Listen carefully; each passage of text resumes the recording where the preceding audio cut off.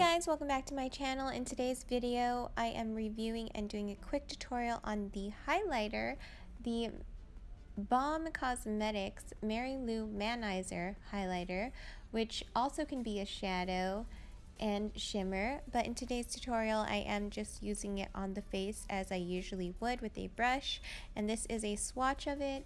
It is a seemingly innocent honey hued luminizer that catches everybody's eye. This highlighter, shadow and shimmer, diffuses light so your skin looks softer and younger while adding a subtle glow.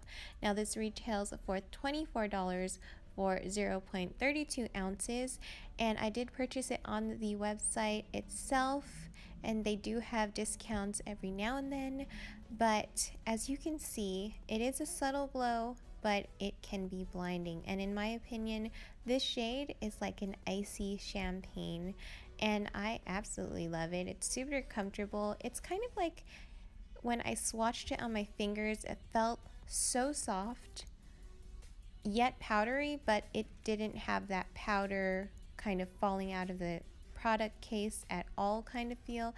It just felt super soft, and I can't even describe it. Velvety, I guess.